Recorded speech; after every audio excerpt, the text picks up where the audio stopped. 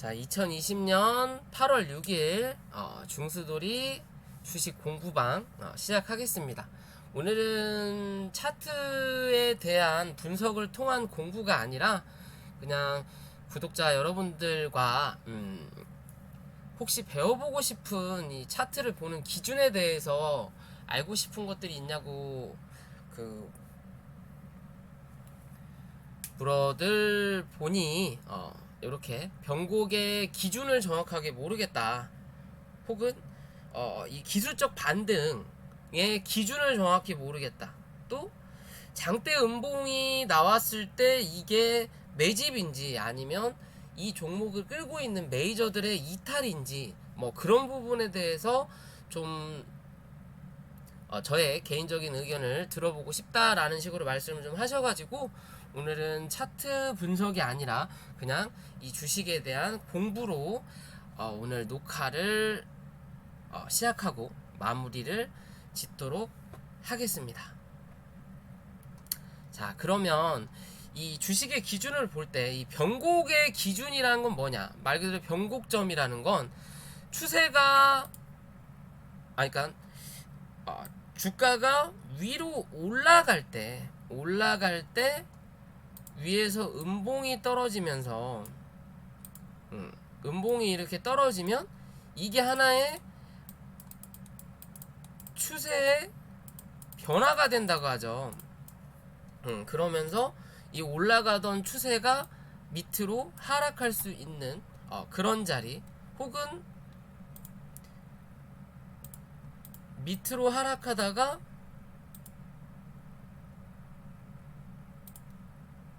위로 올라오는 캔들이 나타나면서 추세를 바꾸는 이런 게 하락에 대한 변곡점, 상승에 대한 변곡점, 그런 부분을 이 추세가 변경되는 부분을 변곡점이라고 하거든요. 이게 꼭지점이라고도 하죠. 변화되는 꼭지점, 그런 기준에서 추세가 바뀐다 라는 기준으로 말씀을 드릴 수 있는 구간이고, 그런 구간을 잘 찾아서 매도 혹은 매수를 잘 하신다면 사실 어떻게 보면 크게 손해를 볼 일은 없다라고 볼 수도 있어요. 그리고 두 번째, 낙폭에 의한 기술적 반등이 이 변곡과 연관이 있는 내용이거든요. 말 그대로 주가가 상승을 하고 이게 하락을 했을 때 이 하락에서 낙폭에 대한, 말 그대로 거래량이 들어왔고 그 거래량에 의해서 주가가 상승을 하고, 그리고 변곡점이든 아니면 어느 정도 조정을 겪으면서, 건전한 조정을 겪으면서 추세가, 그러니까 단기적인 추세가 이탈을 하고, 그로 인한 낙폭과대라고 하죠. 낙폭과대에 대한 이 반등, 그 반등이 추세 반전이냐 아니면 기술적 반등이냐 라는 기준으로 이렇게 볼 수가 있거든요. 대부분 이 상승을 하고 나서 하락을 하면 하락한 폭에 대해서, 그러니까 고점하고 저점 대비 하락한 폭에 의해서 반등할 수 있는 구간은 고점과 저점 대비 30에서 50% 정도 이 하락이 나온 후에 상승이 나올 수가 있어요. 그게 30에서 50%의 기준이 기술적 반등이거든요. 그 이상을 넘어서는 그림이 나오면 추세적 반등이 되는 거겠죠. 그런 기준으로 볼 수 있는데, 뭐 이 두 가지를 엮어서 차트를 좀 보면서 그런 구간을 찾아보고 그런 기준으로 인해서 요런 자리는 변곡점이고, 이런 변곡점이 상승을 했을 때 혹여나 그게 추세적 관점이 아니라, 추세적 반등의 관점이 아니라 기술적 반등으로만 가게 된다면, 그리고 그 변곡점이 깨지게 된다면 어떻게 하락을 하는지, 어떻게 더 상승을 하는지에 대해서 말씀을 드릴게요. 추인님 어서오세요. 캔들이 나올 때 윗꼬리나 아랫꼬리가 없어야 하나요? 그런 건 아니에요. 그런 건 아니에요. 자, 그러면 그런 자리를 좀 찾아볼게요. 뭐에서 찾을까요? 요새 그래도 핫했던 종목 중에 잘 갔던 신풍제약 같은 거를 좀 볼까요?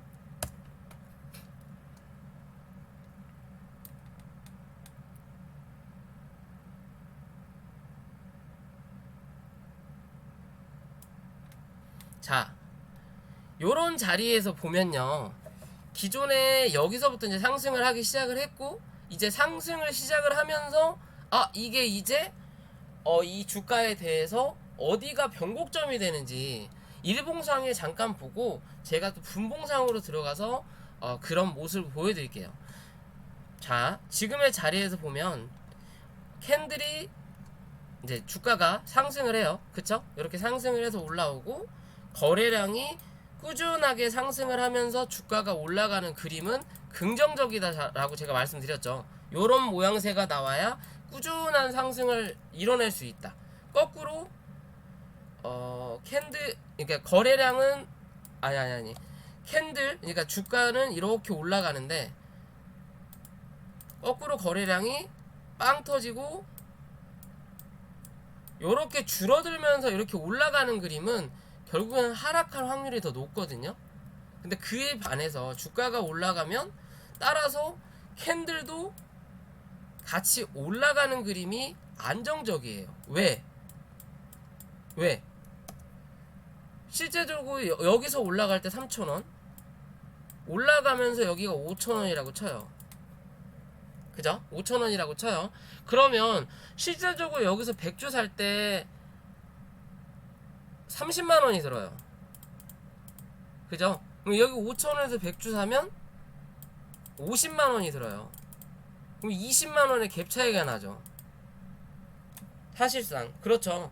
그러면 실제적으로 거래량 같은 경우도 똑같이 100주를 사면 여기서 사든 여기서 사든 거래량은 똑같이 들어와요. 똑같이 들어오는데 주가가 높으면 높을수록 거래량이 더 들어온다라는 거는 누군가 돈을 더 투자한다라는 거예요. 말 그대로 거래량의 개념이라기보다는 거래 대금으로 따질 수도 있다라는 기준이 되거든요. 그래서 위로 올라가면서 나오는 캔들이 긍정적이다고 말씀드릴 수 있고, 자, 요런 자리에서 자, 주가가 상승을 하면서 거래량이 터졌고, 이 거래량 터졌던 자리가 요 자리죠. 어디? 요 거래량이 터졌어요. 그러면서 거래량이 제일 많이 터졌던 자리가 요 자리. 요 자리가 터지고 이 다음날 거래량이 줄면서 윗꼬리가 짧아졌어요. 그죠?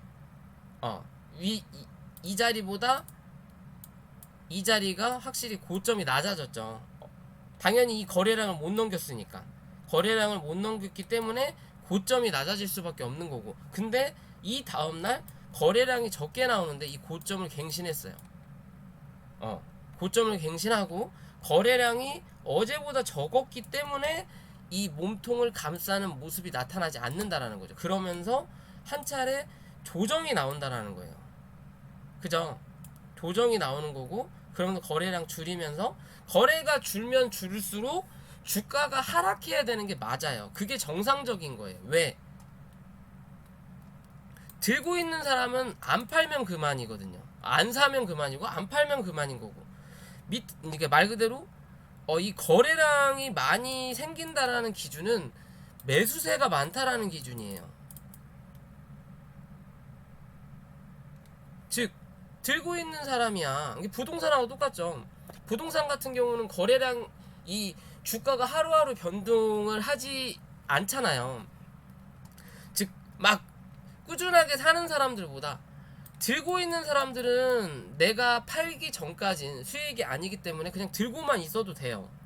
근데 이 사고자 하는 사람들은 내가 오늘 꼭 사야 되냐, 아니면 좀 더 기다릴까?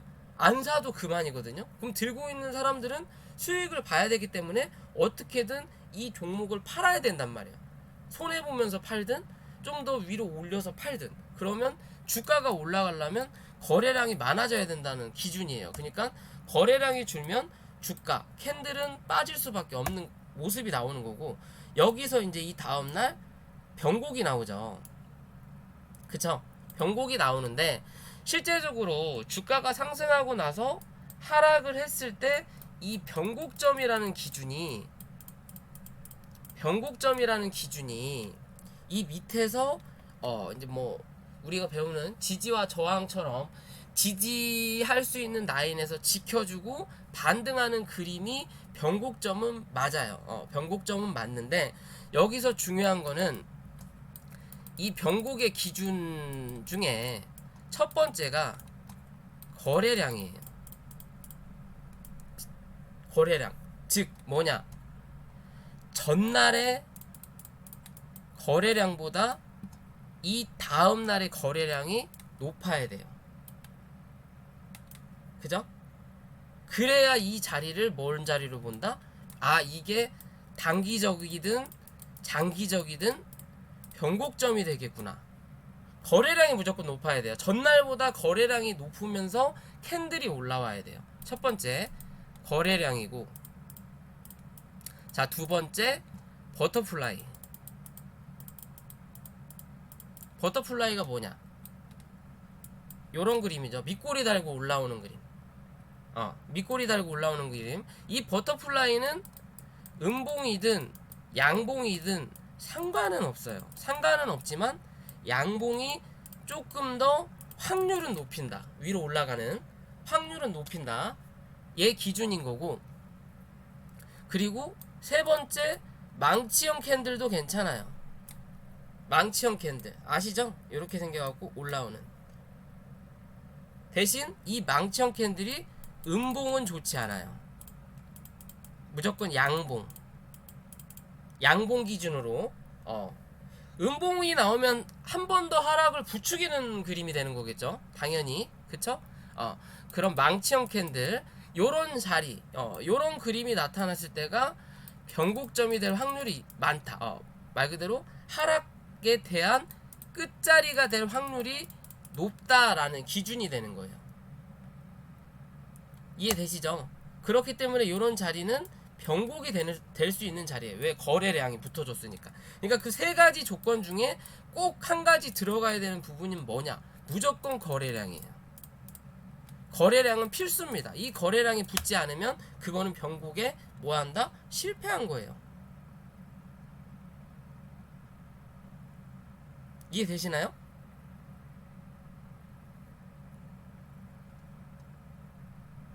자, 그러면서 조금 더 이제 쭉쭉쭉쭉쭉쭉 더 보면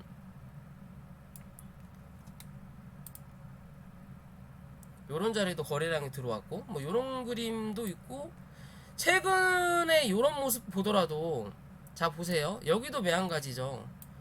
분명히 음봉이 터지긴 했지만, 그죠? 주가가 올라가다가 거래가 줄면서 음봉이 빵빵빵 떨어지고, 여기는 분명히 뭐예요? 음봉이에요. 하지만 밑꼬리를 달면서 버터플라이가 나오면서 뭐가 돼요? 거래량이 터졌죠. 그죠? 음봉에 대한 말 그대로 매도세가 훨씬 많았다라는 거래량이긴 하지만, 이 캔들의 이 거래량의 색깔 자체가 뭐냐면요, 세 가지 색이 있어요. 빨간색, 파란색, 그다음 녹색. 녹색은 뭐냐? 그날의 이 거래량이 100이다. 그러면 매도했던 사람이 100, 매수했던 사람이 100인 거예요. 그러니까 즉 쉽게 풀이하면 쉽게 풀이를 하면 실제적으로 우리가 이 호가창에서 현재가가 있고 매도가 10개, 매수가 10개가 있단 말이에요. 그러면 이 종목을 사기 위해서 내가 이 밑에다 걸어놓는 경우가 있고, 혹은 위로 올려서 사는 경우가 있잖아요. 그죠? 그러면 위로 산 사람들이 이 그날의 거래량 중에 많으면 많을수록 뭐가 뜬다? 양봉이 뜬다. 거래량, 이 캔들이.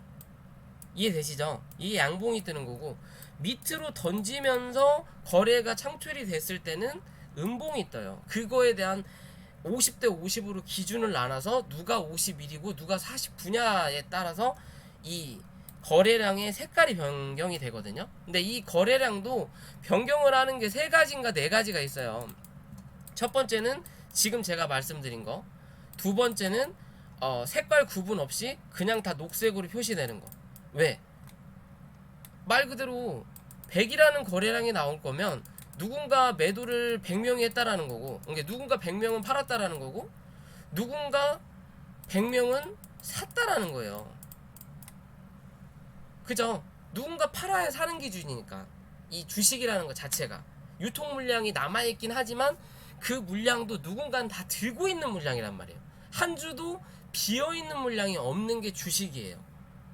그런 것처럼 그냥 색깔 구분 없는 거. 또 하나는 종가 기준으로 어제보다만 높으면 양봉, 어제보다 캔들이 낮으면 음봉으로 뜨게끔 표시할 수 있는 게 이 거래량의 색깔 표시거든요.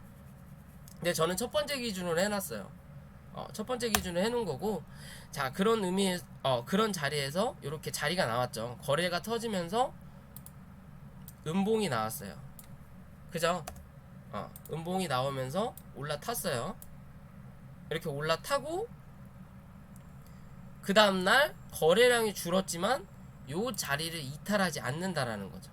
즉, 요 자리가 뭐가 된다? 변곡이 된다라고 볼 수 있는 자리가 되는 거예요.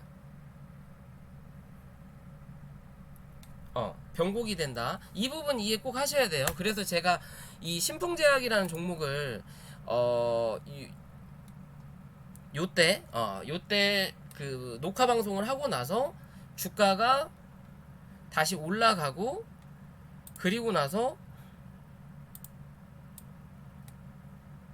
요 자리 맞죠? 요때 녹화를 하고 나서 반등을 다시 하고 나서 요 자리에서 밀리고 할 때 제가 말씀드렸던 게, 상승을 하고 나서 하락 A파가 나오고 B파가 나왔고 이제 C파가 여기서 끝날 거냐 혹은 여기서 한 번 더 눌릴 거냐 제가 말씀을 드렸잖아요. 제가 그 뭐죠? 스샷 해가지고 저희 회원님들한테만 그 모양을 보여드렸거든요. 그러면서 저는 여기 종가에서 샀다고. 그죠? A파, B파, C파가 나올 거냐, 아니 A파, B파, C파가 여기서 끝날 거냐의 관점이다. 그죠? 그리고 나서 주가가 조금 더 상승을 했어요. 그죠? 그러면 지금의 자리에서 보면요, 여기서 변곡이라는 게, 변곡점에서 중요한 게 하나가 있어요. 중요한 게 뭐냐면, 이 변곡 자리가 나타나고 나서, 변곡점이 나오고 나서 그러면 주가가 상승을 한다 그랬잖아요.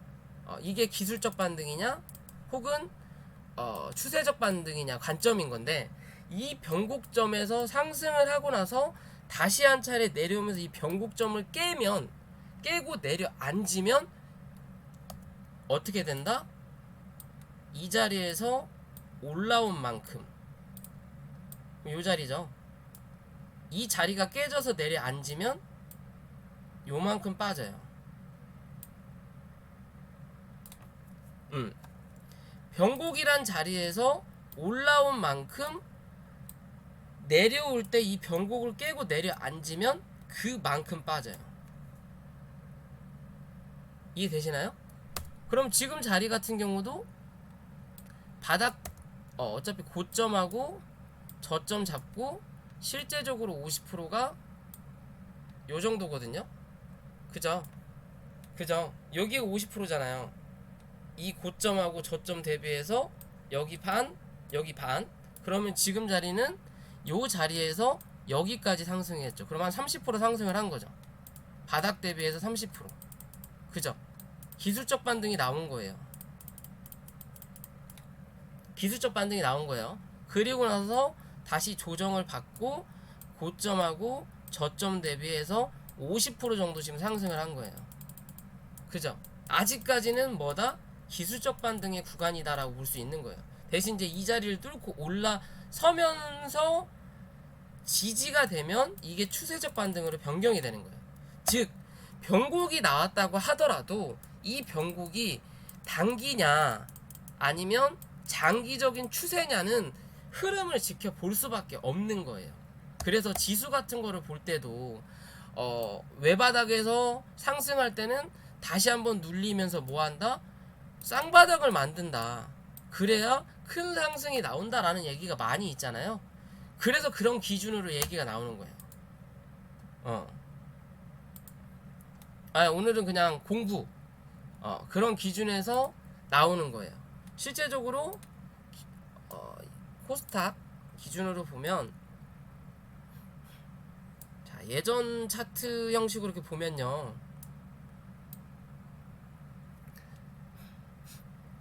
자 보세요. 여기서 볼까요? 요걸로 볼까?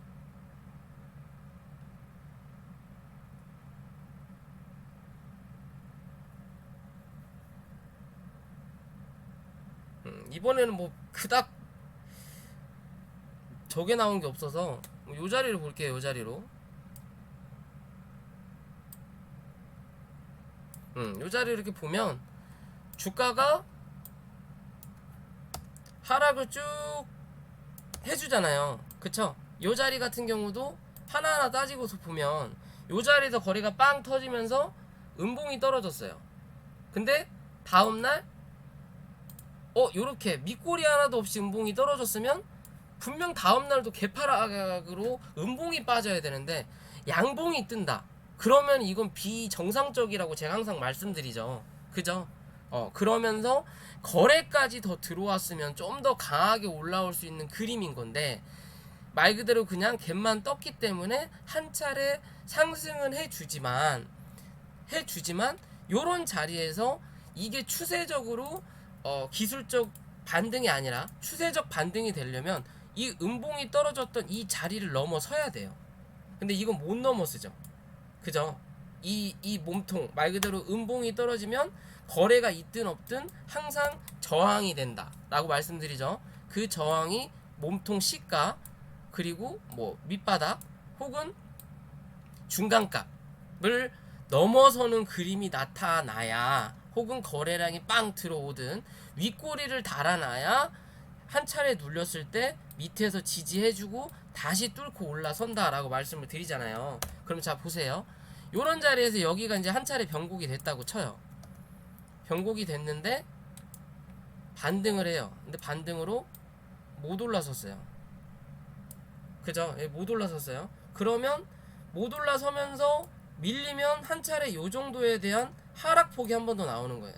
근데 이건 좀 더 빠졌죠.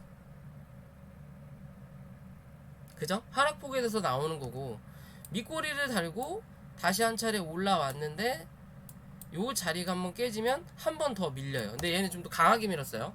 그러면서 거래가 들어오면서 이 버터플라이까지는 아니더라도 위아래 캔들 모양이 나오면서 거래가 들어왔죠. 그러면서 주가가 상승을 하는 거고, 이 주가가 상승하고 나서 다시 한 차례 눌러주는 그런 그림들이 나오는 거거든요. 쌍바닥까지라고 보긴 힘들지만, 얘 같은 경우는 이 음봉을 한번 넘어서잖아요. 어찌됐든 넘어섰기 때문에 다시 한 차례 눌리더라도 올라온 자리에서 한 30% 정도 빠졌네요. 50이라고 해야 되나? 50% 30% 정도 조정받고 그 다음 튀어 오르는 부분이 되는 거거든요.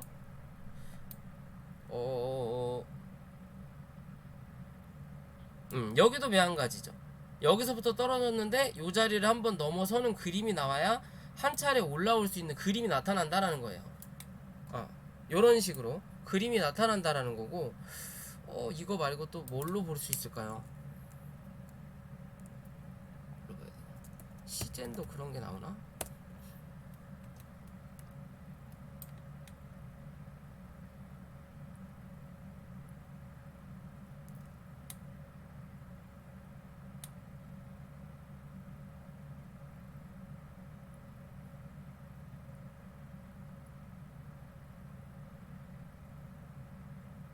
자, 여기 같은 기준도 이제 하나 나오죠. 음봉이긴 하지만 전날보다 거래량이 더 들어오면서 밑꼬리를 달고 올라오면 이 다음날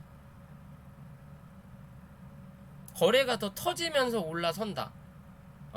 혹은 요렇게 나왔는데 이게 지금 요 자리에서만 봤을 때는 완벽하게 변곡이라고 볼 수는 없어요. 변곡이라고 볼 수는 없는데 이 다음날 혹여나 이때부터 거래량이 적게 들어오면서 상승을 한번 해주면 이 다음날 무조건 한 번 더 밀려요. 그래서 거래량을 꼭 그 1순위로 잡는 거예요. 이 변곡의 기준에서는 거래량을 1순위로 잡는 거고, 뭘 봐야 확실하게 눈에 딱 들어올까요?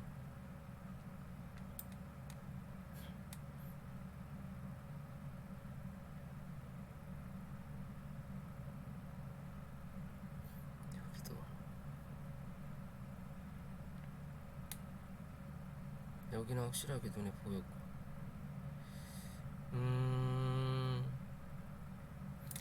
위아래 변동폭이 큰 것들이 뭐가 있죠? 자, 신풍제와 우 같은 경우는 확연하게 눈에 들어오거든요. 요렇게, 그죠? 변곡의 자리가 눈에 확연하게 들어오는 거고. 자,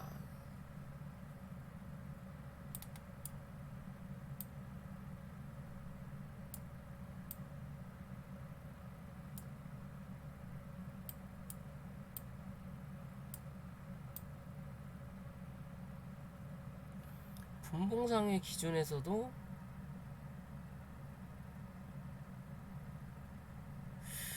글쎄 조금 애매하네요. 이거는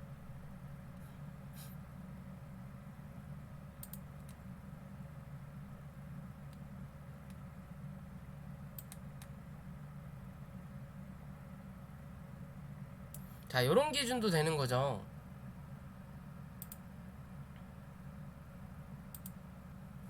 주가가 상승을 해주고 하락을 하면서 당연히 하락을 하게 되니까 거래량이 줄고요.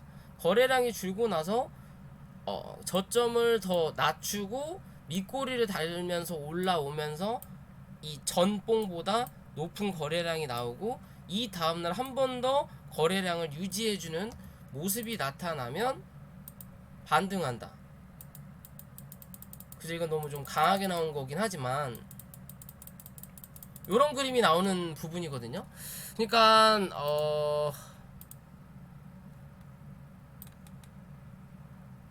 좀 이거 말로 설명하기가 그래요. 딱 뭘 잡고 미리 준비하고 제가 이 공부를 하는 게 아니다 보니까 요런 자리 같은 경우도 요 자리보다 요 자리가 거래량이 조금 더 많죠.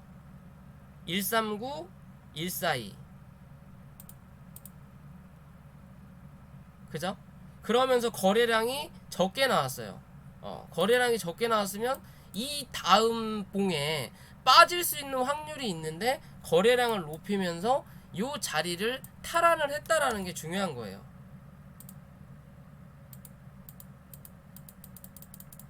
그죠? 탈환을 했다라는 게 중요한 거거든요. 그러니까 이 변곡점하고 기술적 반등하고 혹은 추세적 반등하고 같이 이렇게 교집합을 시켜보면요, 이렇게 볼게요. 주가가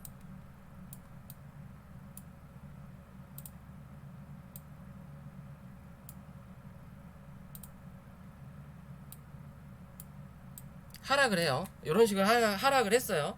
하락을 했는데 이 다음날 거래량이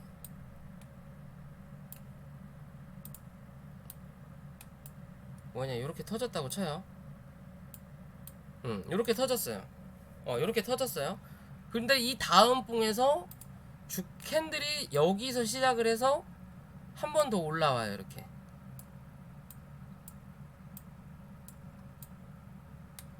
이렇게 올라오면서 거래량이 살포시 이렇게 터졌어요. 이렇게 터졌어요. 그리고 나서 이 다음날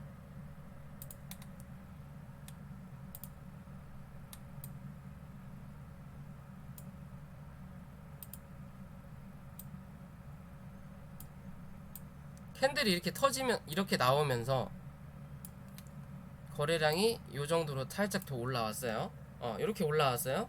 그리고 다음날 캔들이 또 올라오면서 주가를 요렇게 올렸어요. 요렇게 올렸어요. 그러면 여기까지는 이게 그럼 요 자리가 하나의 변곡점이 될 수 있는 자리가 되는 거예요. 이 자리를 깨지 않으니까 거래량이 적더라도 이 다음날 거래량이 들어오면서 이 자리를 깨지 않았으니까 하루 더 보고 안전하게 여기서 올라올 때 요 자리가 이제 하나의 변곡이 되겠구나. 단기적이냐 장기적이냐 그 기준은 뭘로 보냐. 여기서 떨어졌을 때의 말 그대로 하나의 이 캔들의 몸통을 넘어서느냐 못 넘어서느냐에 따라서 기술적이냐 추세 반등이냐의 기준이 잡히는 거예요. 그런 기준이 잡히는 거예요. 그러니까 신풍제약하고 계속 신풍제약만 보고 있는데, 자 신풍제약도 보면 여기서 음봉이 떨어졌어요. 그리고 요날 음봉이 떨어졌죠. 그러면 싹 지우고 가장 저항을 심하게 받을 수 있는 자리가 요 자리, 그리고 요 자리, 그리고 중간값 제가 말씀을 드렸죠. 요런 자리가 나타난다라는 거예요. 그죠? 그러면 요런 자리가 나오고 나서 이 다음날 거래량이 터지면서 밑꼬리를 달았고, 그죠? 밑꼬리를 달았고 이 다음날부터 이제 올라온단 말이에요. 올라왔는데 중간값 넘고 이 중간에 중간값에서 쳐맞고 밀렸어요. 그죠? 쳐맞고 밀렸어요. 그럼 이거는 뭐다? 기술적 반등인 거다. 왜? 이 캔들을 못 넘어섰으니까. 이 캔들을 넘어서서 지지가 돼야 이건 추세 전환이 되는 거예요. 추세 전환이 완벽한 말 그대로 이게 스윙으로 끌고 갈 수 있는 추세 전환이 되는 거예요. 그에 비해서 신풍제약 우는 요 자리가 크게 떨어진 캔들이긴 하지만 이 전에 있는 자리, 요 자리까지죠. 요 자리를 하락을 해주고 나서 변곡이 하나 생기고 요 자리를 뭐 했다? 뚫고 올라가죠, 다음날. 그쵸? 그러니까 요렇게 한 차례 더 올라오는 거예요. 얘는 기술적 반등이라기보다는 추세 전환이에요. 이해되세요? 추세 전환이에요. 즉 얘는 받아가고 고점 대비해서 50%를 훨씬 넘어섰죠.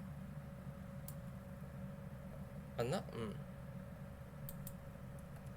50%를 넘어서는 그림이 나타나는 거죠. 같은 회사인데 말 그대로 뭐 차트의 위치든 아니면 분봉상의 이평선 저항의 위치든 얼만큼 빠졌느냐, 그리고 유통 물량이 어떻게 되느냐에 따라서 이 기준이 다 달라지는 거예요.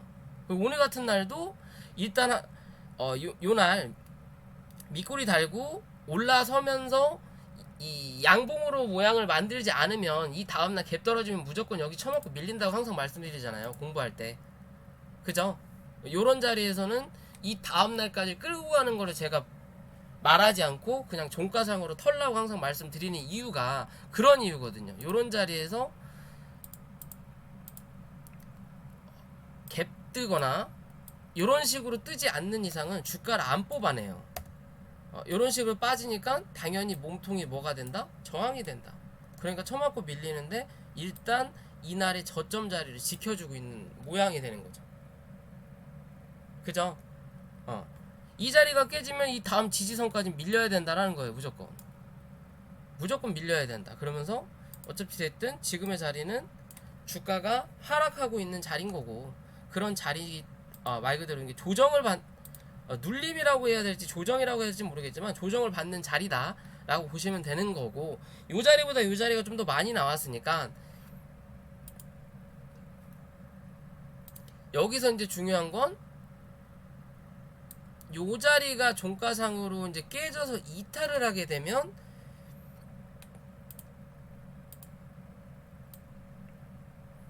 한 차례 올라온 만큼 한 차례 빠질 수도 있어요. 요런 자리까지 한번 빠질 수 있다라는 내용이 되겠죠. 요런 자리까지 한 번 더 밀릴 수는 있어요. 그런 기준으로 잡는 거거든요.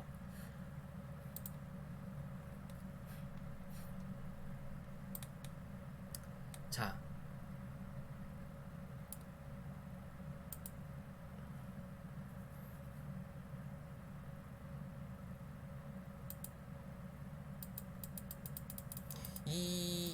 뭐 에이스테크라는 종목을 보더라도 얘는 뭐 특별하게 크게 밀린 자리는 없어요.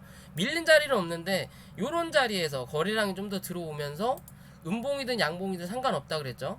밑꼬리를 달고 올라왔을 때 이 자리를 깨지 않으면 그게 뭐다? 변곡점이다라고 그냥 생각하시면 돼요. 말 그대로 지지했던 자리, 거래량이 좀 들어오든 오는 부분에서 잘못 눌렀네. 지지하는 자리, 밑꼬리를 달고 올라오는 자리가 나타나면서 거래량이 더 붙으면 확신이 조금 더 올라가는 부분이 되는 거고, 그런 자리를 깨고 내려가지 않으면서 지켜주는 그림이 나오면 그 부분이 뭐다? 변곡이 되는 거예요. 그죠? 요런 자리도 밑꼬리 달고 내려왔지만 여기서 한번 지켜주고 나서 주가를 끌어당겼죠. 그리고 나서 거래량이 죽었는데 주가가 한번 하락은 했지만 이 밑자리를 깨지 않았고, 그리고 항상 제가 공부할 때 주가가 올라왔다가 내려앉고 다시 주가가 올라갔을 때는 저점을 기존에 있는 저점에서 지켜주면 지켜줄수록 뭐한다? 주가가 상승한다. 그죠? 그런 기준에 맞춰서 주가가 한 번 더 올라오는 거죠. 그리고 아직 그 자리를 안 깨고 있는 거고. 그죠? 그러니까 즉 이 자리가 하나의 뭐가 된다? 변곡이 된다라는 거예요. 변곡이 된다라는 거고, 이 자리가 요 자리인데 요 자리에서 고점을 요 자리까지 만들었단 말이에요. 그러면 이제 이 자리가 한번 깨지면 올라온 만큼 한번 내려앉을 수도 있겠구나라고 생각하실 수 있는 자리가 되는 거예요. 요런 자리까지.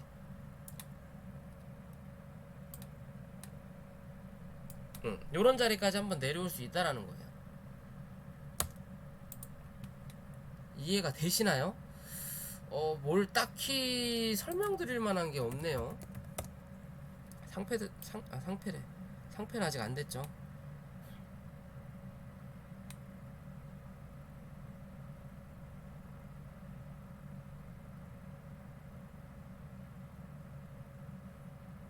자, 요런 자리 보더라도요, 이 신라젠이라는 종목이거든요. 주가가 하락하고 나서 거래량이 들어오면서 밑꼬리를 달았어요. 그죠? 밑꼬리를 달았어요. 밑꼬리를 달았는데 그리고 나서 이 다음날부터 주가가 이 밑으로 내려가진 않죠.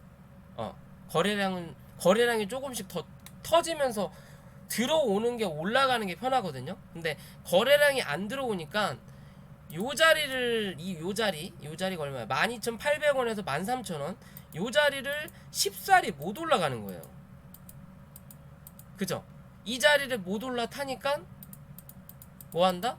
주가가 이 자리를 깨고 내려앉는다. 왜? 너무 오래 버텼으니까. 그죠? 이 자리를 한번 깨고 내려앉았어요.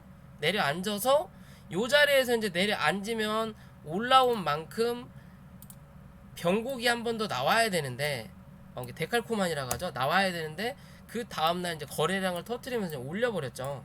그러면서 요 자리가 올라가면서 이거는 이제 추세가 변동이 되는 거예요. 그죠? 한 차례 이제 추세가 변동됐죠. 그러면서 거래가 빠지니까 다시 주가를 눌리는 거고, 이 누른 자리 거래가 확연히 줄면서 여기까지 거래가 줄고 요 자리가 되죠. 요 자리. 자, 요 자리 거래량 보면 비슷비슷한 것 같은데 4784 여기가 6215. 그죠? 여기서 거래량이 늘어나면서 밑꼬리를 달죠. 그리고 나서 이 다음날 거래량이 들어오면서 요 자리를 넘어서야 이거는 추세가 변동이 됐구나 라고 생각할 수 있는 거예요. 이해되시죠? 한 차례 더 올라왔잖아요.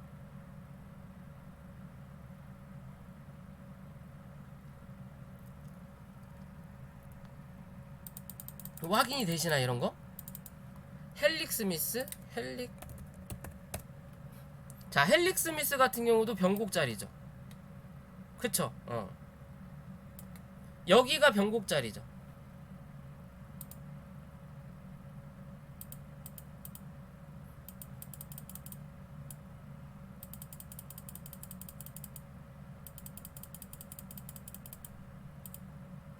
자, 여기 같은 경우도 기존 거래량보다 위에서 거래량이 빵 터지면서 미니까 주가가 이제 밑으로 추세가 반전된 거죠. 이게 여기도 이제 상단에 대한 변곡 자리가 되는 거고.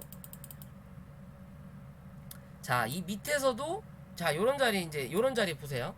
요런 자리도 주가가 하락을 하고 나서 거래량이 들어오면서 요 자리에 대한 몸통을 감쌌어요. 감쌌는데 요런 자리 같은 경우는 위에서 내려오는 이평선이 있고 실제적으로 여기서 내려오면서 여기가 거래량이 한 번 더 터졌죠. 요 자리.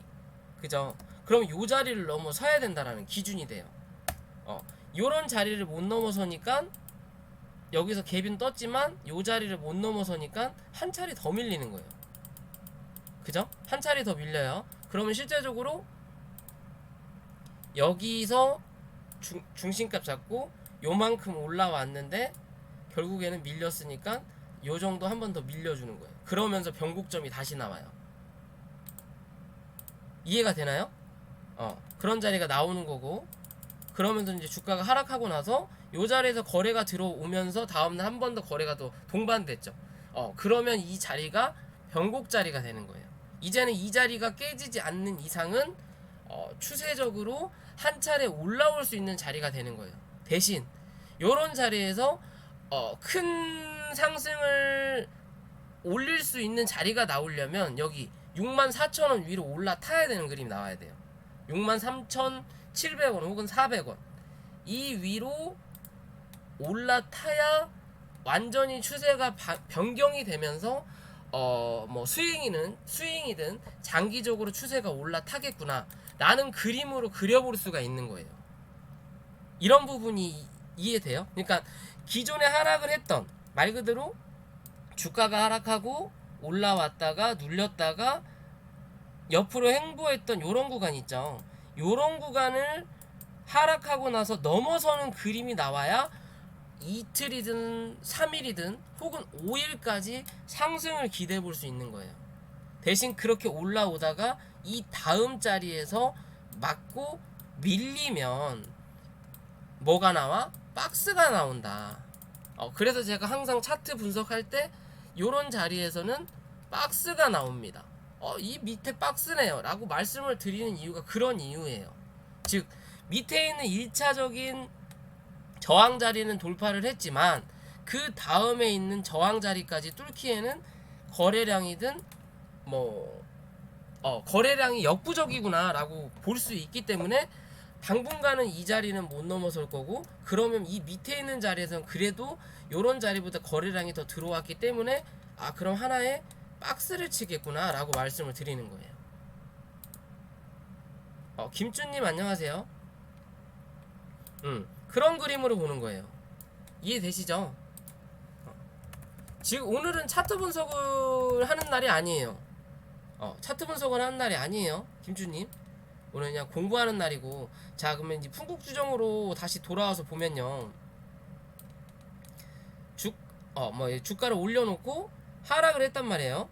하락을 했어요. 거래량이 줄어들었어요. 줄어들었는데 이 다음날 뭐가 나와요? 비정상적인 행동이 나오죠. 죄송할 것까진 없습니다. 비정상적인 행동이 나오니까 주가가 한 차례 뭐한다? 올라오는 거예요. 그죠? 올라오는 자리인데 요 자리죠. 22,000원 이 자리를 돌파하지 못하면 뭐한다? 요렇게 잠깐 나오는 기술적 반등만 나오는 거고, 돌파를 못하면 다시 주저앉는단 말이에요. 다시 주저앉아요. 다시 주저앉는데 거래량이 들어오면서 뚫고 올렸으니까 한 차례 더 올라가는 거예요. 그죠? 한 차례 더 올라가는 거예요. 그리고 지금의 자리에서는 정확하게 변곡이라고 나올 수 있는 건 아직 안 나왔어요. 이 풍국주정은 변곡이라고 명시 이건 무조건 상승한다 라고 할 수 있는 자리는 안 나왔는데, 그나마 밑골이 달았던 자리가 요 자리예요.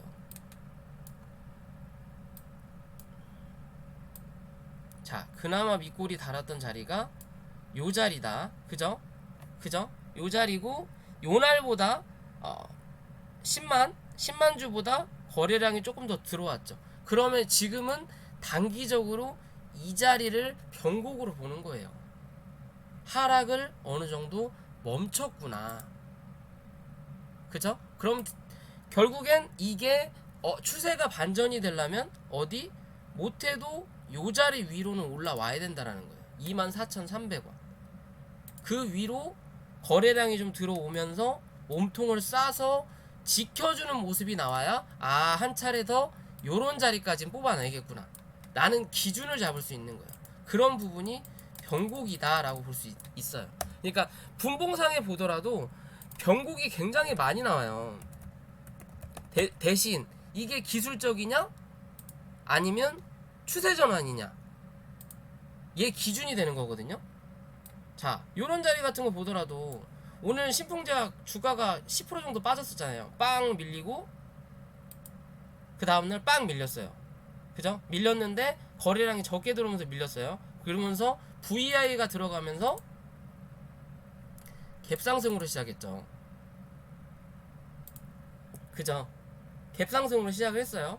그러면서 주가가 빵 상승을 했는데 요 자리를 못 넘어서니까 올라오다가 기존에 있던 이 저항 쳐맞고 밀리면서 다시 내려앉죠. 내려앉는데 요 자리를 깨지 않았기 때문에 한 차례 더 올라오는 그림을 만들어주는 거예요.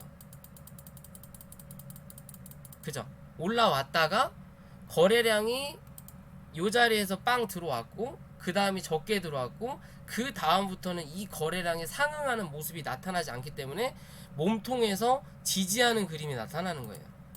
그죠? 지지하는 그림이 나타나는데 이 거래량만큼의 이 거래량이 나타난 게 없죠. 요 자리 그리고 이 몸통 자리 요런 자리를 딱 저항을 잡고 내려앉았다가 이 여기 거래량보다 더 터진 자리가 없기 때문에 올라올 때 여기서 처음에 걸린단 말이에요. 어느 정도는 여기서 이제 지지를 받는다라는 거고, 지지를 받고 나서 올라올 때 요런 자리에서 전날보다 거래량이 올라오면서 몸통을 뚫어주고, 그리고 이 윗꼬리까지 넘어갈 수 있는 부분까지는 못 나오는 게 거래량이 이만큼의 자리를 터진 게 없다라는 거예요. 터진 게 없어요. 그러면 지금의 자리에서 요런 자리까지는 요런 거래량으로 한번 터치를 했으니까 커버는 해주는 거고, 내일 갭이 뜨지 않는 이상은 한 차례 더 누른다. 한 차례 더 누른다. 얘 같은 경우는 이제 그런 그림으로 볼 수 있는 거예요. 그런 식으로 제가 차트 분석을 해드리는 거거든요.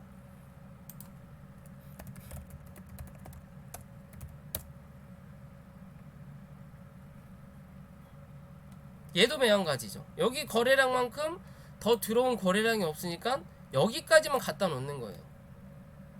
여기까지만 갖다 놓고 요 거래량으로 이제 상응을 한번 한 거죠. 요만큼의 거래량으로 상응을 했기 때문에 이제는 이 거래량보다만 높게 들어오면 이 자리를 뚫고 올라갈 수 있는 뭐가 생겨? 힘이 생긴다. 그죠? 그러니까 안 밀리고 이 위에서 지금 종가가 형성이 어느 정도 된 거예요. 이런 그림은 항상 말씀드리잖아요. 주가가 이렇게 캔들이 있고 거래량이 빵 터졌어. 근데 주가가 내려가다가 얘가 슬금슬금 올라와. 슬금슬금 올라오면 요런 자리까지는 거래량이 적어도 올라와요. 슬금슬금. 대신 요런 자리에서는 거래량이 빵 하고 들어오든 아니면 분봉상에 기존의 요 자리를 지켰던 분봉상, 이게 분봉상에 요런 자리에서는 장대 양봉을 하나 뽑아줘야 돼. 최소 3에서 5%짜리를. 그래야 빵 뚫고 올라와서 넘어가요. 그런 기준으로 볼 수 있거든요. 좀 말이 두서가 없을 수도 있어요. 그래서 변곡은 기준이 그렇게 본다. 변곡은 기준을 그렇게 본다. 이게 실제적으로 뭐 1분봉 그나마 좀 막 움직이는 종목으로 오늘 뭐가 나왔지? 한국 정보 인증. 자, 이런 종목 보더라도 여기서 이게 변곡이 나왔죠. 그죠? 아까 말씀드린 대로 거래량이 들어오고 윗꼬리를 달았다. 그죠? 윗꼬리를 달았다. 그리고 나서 이 다음 봉에 올라는 오는데 거래량이 적죠. 그러면서 요 자리도 아직 못 넘었고 이 음봉을 넘어서야 추세가 반전이 된다. 그리고 못해도 이 중간값은 넘어서야 된다고 말씀드렸죠. 그러면서 차트를 돌려볼게요. 이렇게 돌려보는데 요 자리 밑에까지는 안 내려와요. 내려는 왔지만 여기 거래량이 많이 들어왔기 때문에 이 자리를 이탈하진 않는 거예요. 그래서 변곡에서 중요한 게 거래량이다 라고 말씀을 드리는 이유 중에 하나가 뭐냐면요, 실제적으로 변곡이면 추세가 반전되는 구간이에요. 그죠? 반전이 되는 구간인데 거래량이 많이 들어와 있어야 이 다음에 밀릴 때 이 거래량보다 더 터지지 않는 이상 이런 자리에서 지지가 될 확률이 다른 캔들보다 조금 더 높아지는 거예요. 그렇기 때문에 거래량을 제가 중요시하는 거예요. 그래야 안 깨져요. 대신 한번 두드렸을 때 적은 거래량으로 두드리면 한번 두드리고 다시 올라온다. 오는데 이 자리를 못 넘어서면 이 다음에 내려올 때 여기서 두드렸던 거래량보다만 조금 더 터지면 뭐한다? 쳐밀린다. 그런 기준이 되거든요. 그죠? 얘 같은 경우는 이 중간값을 올라왔다가 못 넘겨요. 그죠? 한번 올라왔다가 못 넘기니까 다시 한 차례 미는 거예요. 이 변곡 자리까지. 다시 저점 테스트를 하고 그 상응하는 거래량이 터지지 않기 때문에 다시 한 차례 올라오는데 이 자리를 아직 못 넘고, 그러다가 여기서 거래량이 기존보다 더 터지는 거래량이 나오면서 이 자리를 뚫고 올라서죠. 중간값을. 그러면서 이 자리를 이제 서냐 못 넘냐, 한번 올라섰다가 못 넘고 거래량이 이 전날보다 그렇게 많이 안 터졌으니까 못 넘고 다시 올라왔다가 맞고 한 번 더 눌렸다가 요 자리에서 거래량이 여기보다 터지면서 올라오죠. 그죠? 그러면서 추세가 반전이 되는 거예요. 이렇게 한 번 더. 이해되세요? 그래서 거래량을 중요시 하는 거예요. 차트를 볼 때도. 요런 자리도 그렇죠. 내려앉았다가 여기서 거래량이 적게 터지면 이 다음에 한 번 더 밀릴 수 있다라고 말씀드리죠. 밀렸는데 거래량이 좀 더 들어오고 올라오는데 이 장대 음봉의 중간값을 못 넘어섰어요. 그죠? 못 넘어서니까 한 차례 더 밀죠. 미는데 거래량이 여기보다 적게 터졌어요. 그죠? 그리고 한번 눌렀을 때 올라가거나 다시 눌릴 때 이 저점에서 지켜주면 한 차례 올라올 확률이 높다. 한 차례 올라오죠. 그죠? 그죠? 요런 기준으로 볼 수가 있는 거예요. 그러니까 변곡이라고 해서 딱 여기가 변곡이구나 라고 보는 거라기보다는 한번 내려와서 건드렸던 자리를 또 한 번 건드리지 않는 게 중요한 거예요. 밑에서 지켜줄 때. 그럼 고점에서도 매한가지겠죠. 위에서 빵하고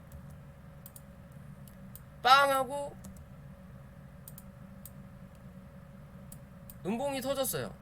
이런 식으로 빵하고 음봉이 터졌는데 주가가 내려갈 듯 하면서 올라와서 이 자리를 넘어선다. 그럼 이거는 변곡이 아닌 거예요.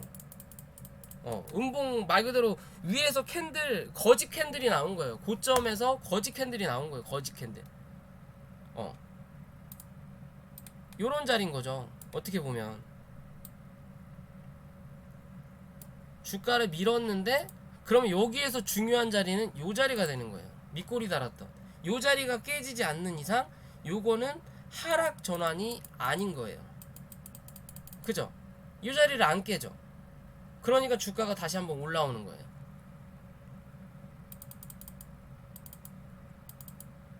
이해가 돼요?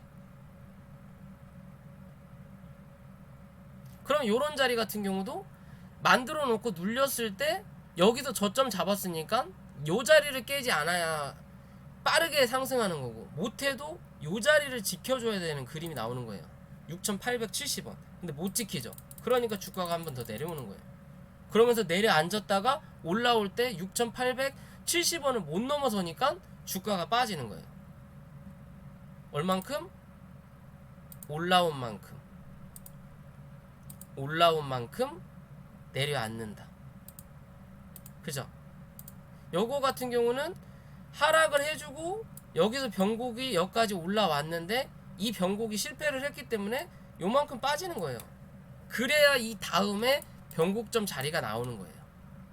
이해되세요? 그러니까 변곡이라는 것은 상시 나오지만 어느 한 자리에서 변곡점이 나왔을 때 그 부분이 기술적 반등이 아닌 추세적 반등으로 넘어서지 못하면 기술적 반등을 하고 나서 다시 내려앉을 때 이 변곡점 자리를 깨고 내려앉으면 그 다음 변곡은 올라온 만큼 내려앉았을 때 변곡이 나타난다 라고 기본적으로 생각을 하시면 돼요. 이해되시죠? 요 자리에서 변곡이 만들어져서 올라섰는데 못 넘어서니까 올라온 만큼 여기서 빠지니까 다시 한번 빠지는 거예요. 그리고 나서 변곡이 만들어지죠. 그죠? 변곡이 만들어지죠. 그죠? 그러면서 이 자리를 넘어서니까 한 차례 더 상승을 해서 올라가는 거예요. 이해되시나요?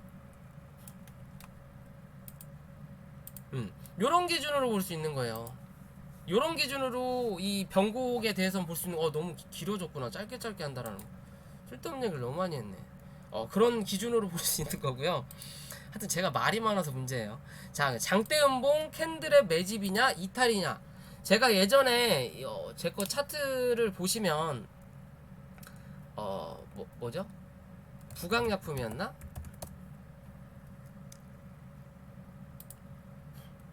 제가 웨클론, 부강약품 요런 종목들에 대해서 매집이라고 말씀을 드렸어요. 그죠? 매집이라고 말씀을 드리고 이거 나중에 못해도 요 자리까지는 한번 무조건 올라간다. 근데 이렇게 올라왔다가 요 자리를 그냥 갭으로 밀어갖고 여기를 지지로 만들었어요. 그리고 나서 주가가 상승을 했죠. 그죠? 요런 기준을 볼 수 있는 게 뭐냐면요. 사실상 거래가 상한가를 가든 뭘 어쨌든 간에 거래가 가고 이 다음날 거래가 더 터졌어요. 그러면서 장대 음봉으로 밀었거든요. 근데 위에 캔들이 별로 없어요. 즉 주가가 고점에서 형성이 되고 누군가는 계속 밀었다라는 거예요. 그래서 장대 음봉이 나타났다라는 기준이면 사실 고점에서의 장대 음봉이 나온다면 거래가 얼마 안 터져야 돼요. 왜? 아침 9시부터 3시 반까지 주가가 여기서부터 계속 밀린 거예요. 밀린 거라고. 그럼 누군가는 말씀드린 호가창 매수가 있으면 위로 계속 던졌다라는 거냐. 100주를 던졌다라는 거고 밑에서 100주를 받았다라는 거예요. 그럼 100주에 대한 캔들이 이 거래량이 형성이 됐다라는 기준인 건데 위에서 윗꼬리가 1% 2%밖에 안 되는 거래량인데 분명 음봉으로 쭉 밀린 건데 거래량은 더 들어왔다. 그러면 주가를 무조건 내려앉히면 이게 거래 뭐라 그럴까요? 무조건 위에서 아래로 던지면서 이 캔들이 빠진 게 아니라 누가 위에서 아래로 던지고 중간중간에 그러니까 요런 그림인 거죠. 여기서 시작해서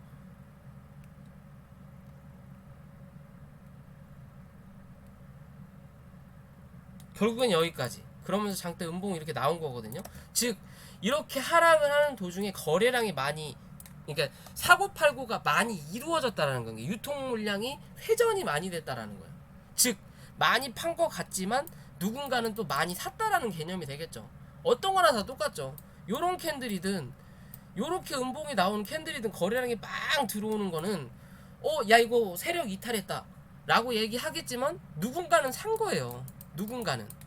그 누군가가 개인이냐 돈 없는 사람들이 100명 모여서 산 거냐 아니면 돈 있는 사람이 한 명이 이거를 다 산 거냐 뭐 그런 기준은 알 수가 없어요. 왜? 내가 세력이 아니니까. 알 수는 없어요. 알 수는 없고 이렇게 음봉이 떨어지고 나면 이건 물량을 누군가 여기서부터 들어왔던 물량을 누군가 털었구나 라고도 볼 수 있는 그림이거든요. 이런 그림까지. 요런 자리도 이게 변곡이 되네요. 거래량 들어오면서 윗꼬리 달고. 그죠? 아까 이런 망치형 캔들도 괜찮다고 말씀드렸죠. 그런 기준이 되는데 이렇게 음봉이 떨어져요. 떨어지고 나서 그 다음날도 음봉이 떨어져요. 이러면 아 이건 세력이 이탈할 확률이 높겠구나 라고도 볼 수 있는 그림이에요. 그래서 이렇게 음봉이 떨어지는 자리에 대해서는 당장은 이게 매집이냐 아니면 물량을 던진 거냐는 알 수가 없어요. 왜? 내가 세력이, 내가 주포가 아니니까. 그렇다고 내가 종목을 많이 산 게 아니니까. 대신 하루 이틀 지나면서 이런 건 관찰을 해볼 필요가 있는 거예요. 무조건 사는 게 아니라 관찰을 했는데 거래량보다 항상 캔들의 몸통 바닥을 중요시하라고 제가 말씀을 드리잖아요. 상한가 나왔던 요 자리, 밑바닥이 요 자리를 이탈하질 않아요. 음봉이 빵 터지면서 거래가 들어왔는데 이탈하질 않네. 그러면서 요 캔들은 넘어서지 못했지만 이 두 번째 캔들 거래량이 적긴 했지만 한 번 더 음봉을, 이게 주가를 올리는 척 하면서 음봉으로 밀었다라는 건 올리는 척 하면서 누군가 팔았다는 기준이거든요. 그죠? 그런 자리를 올라서요. 그러면 이거 누가 샀다. 이거 한 차례 튀어 오르겠구나 라는 기준으로 봐지는 거예요. 그래서 이런 거는 매집이다 라고 말씀을 드렸던 거고, 이 웨클론이라는 종목도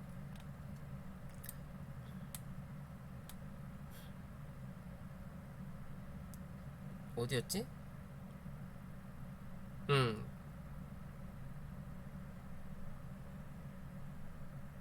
요런 자리였나? 이거 거래량이 별로 안 터졌고, 웨클론이 요 자리네요. 상한가 가고 나서 장대 음봉이 빵 떨어졌어요. 거래량이 적긴 했지만. 그죠? 그리고 갭 떨어졌어요. 갭 떨어졌던 자리, 이게 갭 치고 올렸던 자리가 요런 자리. 그리고 그러면 이거 갭 자리까지 싹 메꾸고 내려앉을 수도 있겠구나 라고 볼 수 있는 자리인데, 여기서 중요한 거는 이 장기 이평선이에요. 이 이평선. 주가를 띄었다가 역배열이고 띄었다가 주가를 밀었는데 이 장기 이평선 위로 올라 태워놓고 이 자리 밑으로 안 내려가요. 종가상은. 그죠? 그러니까 이거 매집이다. 이거 한 차례 올린다. 그래서 이 자리 먹고 나왔죠. 저희는 여기서 털었거든요. TV용님 안녕하세요. 그리고 나서 한 번 더 누르고, 눌렀을 때 그래서 항상 또 물어보신 분들이 있어요. 이때 못 털어가지고 이때 사신 분도 계셨고, 어찌됐든 종가상으로 요 자리 21,500원 많이 밀리더라도 이 2만원만 깨지 않으면 얘는 한 번 더 올라옵니다. 그죠? 종가상으로 21,500원을 깨지 않아요. 그죠? 한 번도 안 깼죠? 그러니까 다시 주가가 이렇게 올라오는 거예요. 이해돼요? 그래서 이게 매집이냐 아니냐는 내가 거래를 많이 해봄으로써 노하우를 쌓은 거예요. 이걸 뭐 딱히 딱 뭐 해서 야 이거는 매집이더라, 야 이건 아니다 라고 말할 수가 없는 부분이 되는 거예요.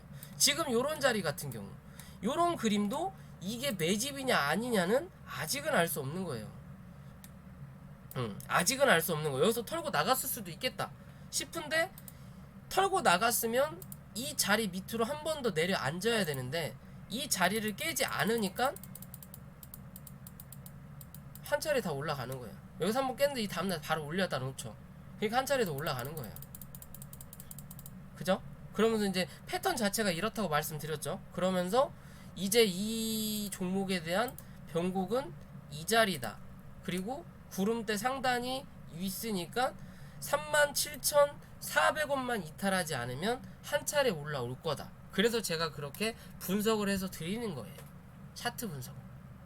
그죠? 그럼 이제 이 종목은 한 차례 올라는 오더라도 요 자리죠.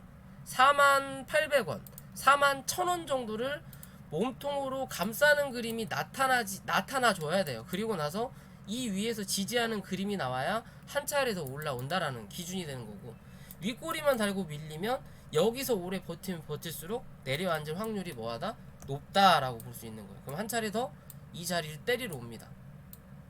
그죠? 지금 이 자리가 지켜주는 하나의 그 박스권이 되는 거예요. 그리고 나서 이 다음 박스권이 이렇게 잡히는 거예요. 이해가 되시죠? 그런 기준으로 매집을 잡는 거예요. 오늘은 차트 분석을 안 해요, TV용님. 다음 주 월요일 날이나 물어보셔야 됩니다. 이해되시죠? 그런 식으로 이게 매집이냐 아니냐에 대한 방향을 잡는 거예요. 이해가 되시죠? 이 신풍제약이라는 종목도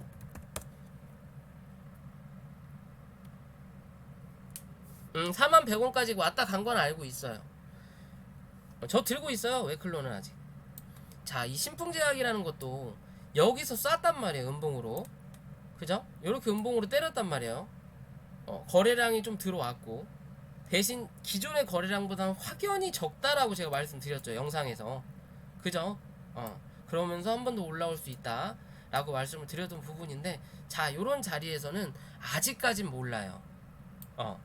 아직까진 몰라요. 그래서 얘는 무조건 칼손절을 해야 될 자리가 55,000원인 거예요. 아무리 위에 밀려 있어도 55,000원인 거예요. 신풍제약은 이 자리가 깨져서 종가상으로 내려가고 다음 날도 다시 한번 이 위로 올려다 놓지 못하면 얘는 죽은 거예요.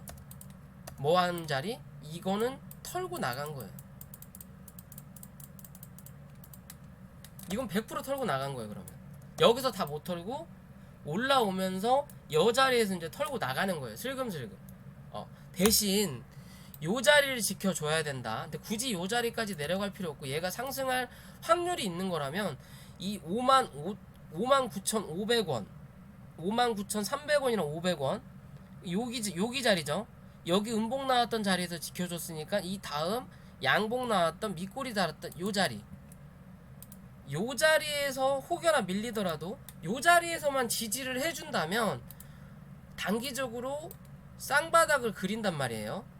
그리고 나서 이제 올라오면서 요 자리를 뚫고 올라서는 그림이 나타나서 지지가 되면 요거는 매집이 될 확률이 높아요.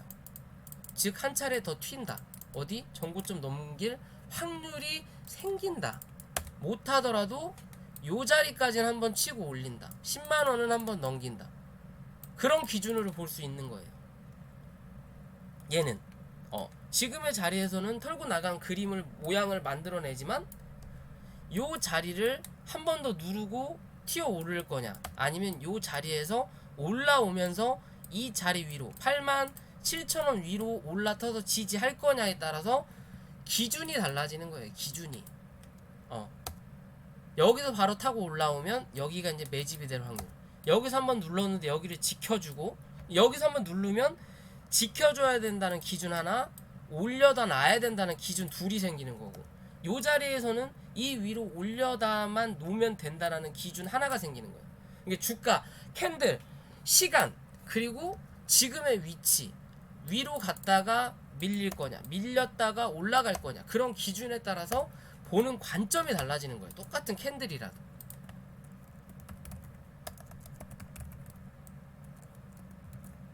이해되세요?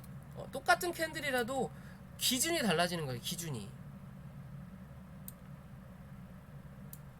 그죠? 기준이 달라지는 거예요. 이제 얘 같은 경우는 이제 요런 자리, 지켜주는 자리가 이제 한 번 더 밀렸을 때 그나마 지켜주는 자리가 요 자리란 말이에요. 155,000원. 요런 자리까지는 이해할 수 있지만 여기서 올라올 때 다시 한 차례 올라오면서 요 자리죠. 요 자리. 요 자리 위로 못 올라서면 얘는 또 별 볼 일이 없는 종목이 되는 거예요. 이 고점갱신은 무리가 된다.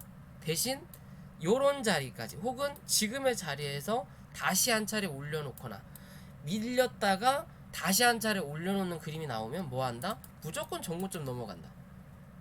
그런 기준으로 보는 거예요. 이게 매집이냐 털고 나가는 징조냐. 누군가는 설거지라고 그럴 거고 누군가는 꿈과 희망을 먹을 거고, 저의 기준은 아직은 미지수지만 내가 생각했던 기준까지 올려다 놓으면 그거는 현실이 된다 라고 저는 보고 있어요. 그게 지금까지 제가 차트 분석을 하면서 실제적으로 뭐 10종목이라면 10종목을 분석했다면 그 중에 8종목이 혹은 9종목이 제가 생각하는 대로 움직이는 모양을 계속 만들어주는 이유가 그런 이유라고 저는 생각을 하거든요. 아무튼 그렇습니다. 오늘 좀 두서가 없는 공부방이 되긴 했는데 차트 분석을 하려다가 좀 빨리 끝내보려고 공부방을 했는데 결국엔 더 길어졌네요. 훨씬 더 길어졌어요. 아무튼 좀 내용을 이해하셨으면 하는 바람이 있고요. 좀 말이 어렵다면 어차피 녹화본은 올라가니까 2번이든 3번이든 익혀가면서 내가 지금 거래하고 있는 종목에 대응을 한번 해보세요. 대응을 해보세요. 대응을 해봄으로써 이제 조금은 이해가 간다 라는 기준이 나타날 수가 있어요. 그죠? 계속 듣다 보고 그 뭐라 그럴까요? 대입을 하다 보면 이 종목에 대해서 판단이 서는 거예요. 얘 같은 경우도 지금 여기 몸통 자리를 확실하게 넘긴 건 아니에요. 이 자리가, 이 자리가 저항이 되는 거고 밑자리가 지지가 되는 거고 거기에 중간값이 이렇게 되는 거예요. 어떻게 보면 그냥 크게 이런 박스권으로 모양을 잡는 거예요. 이게 차트를 여러 번 돌려보고 거래를 많이 하다 보면 이런 게 눈에 보이는 거예요. 남들이 보지 못하는 부분을 내가 조금 더 보면서 그러면서 차트 분석에 대해서 조금 더 확신이 드는 거고 자신감이 생기는 거예요. 내가 생각하는 대로 이루어지는 거고. 이해되시죠? 그렇게 공부를 해가는 것도 하나의 방법입니다. 아무튼 오늘 녹화 여기까지 할게요. 좀 두서없는 공부방이었는데 그래도 시청해 주셔서 감사드리고요. 영상이 마음에 드셨다고 하시는 분들은 구독과 좋아요 좀 꼭 좀 부탁을 드릴게요. 여기까지 할게요.